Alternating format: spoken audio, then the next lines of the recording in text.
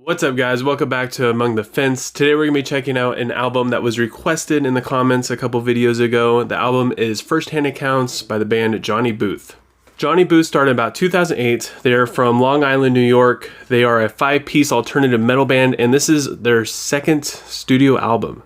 I gotta admit, it's kind of weird seeing a band that's been around for almost 13 years now only have 2 studio albums, but they do have some EPs and they tour quite frequently, so maybe they're just too busy to consistently come out with albums. I was a little scared that I was looking into a band that isn't really around anymore, but they're still pretty active with touring, at least. I never even heard of this band until I saw the comment, and I gotta admit, I was pretty shocked when I heard the kind of music that they make because it just doesn't fit the name that I was expecting, like some kind of weird like jazz band or something. My first impression of this album is that it's very fresh sounding. It feels very new, even though they use like a lot of elements from past bands and stuff. Like they kind of remind me of an older Under Oath, or maybe actually they kind of remind me of what Under Oath should be today. I'm sorry if you're a fan of Under Oath's newer stuff, but it's all garbage. Their first 4 albums are fantastic, and I feel like this band is where Under Oath could have went. And this album is a lot of fun. It's very ferocious and unrelenting at the same time, but it's just a lot of fun. I've listened to this thing so many times after this review. It's got a lot of my favorite songs on it now, and it is practically flawless. It has a lot of very talented musicians, but one thing that stuck out to me the most was probably just the machine gun rapid fire drum work that's in every one of these songs. And the song that stuck out to me the most is Feast is Over. It's got aggressive riffs, it's got beautiful harmonies in it, and it's just so good.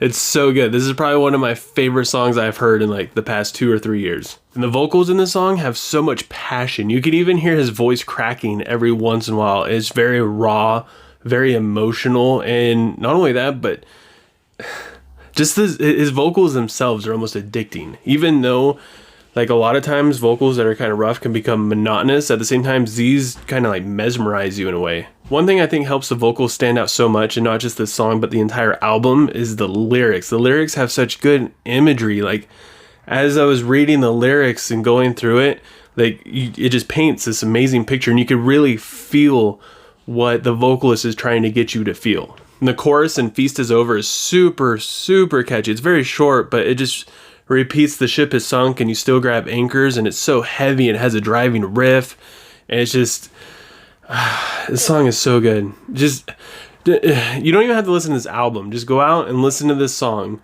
and you'll get the gist of the whole album. And if you like the song, just go through and listen to it. It's phenomenal. Another song that stood out to me a lot was Bury the Rose, which has super fun lyrics.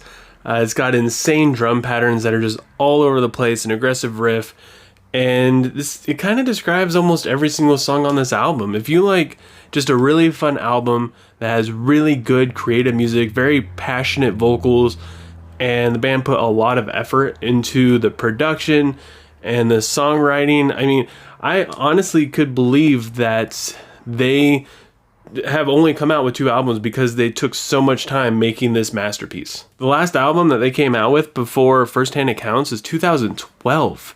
It's been 7 years, and this feels like an album that took 7 years to make. It doesn't feel like something that was half-assed, that was in a hurry. It doesn't seem like just one guy wrote all this stuff. Seems like it was all 5 of these guys in a room just working shit out, coming up with something that they all loved. And the slow song on the album is called 14 Years Past 80, and it just shows that not only can they be hard and fast and aggressive, but at the same time they can be very gentle and mellow. And it's got some of the most beautiful guitar harmonies, and it's got like these birds chirping in the background and all these other kind of outside noises. And it's, again, even just the music is painting wonderful imagery in this song. And the drums come in, and without you knowing it, they're doing a slow build into, I guess, what would be considered the chorus of the song. This song's kind of an interlude kind of thing, which normally I hate, but it adds to the rest of the songs in the album as a whole, so it works well.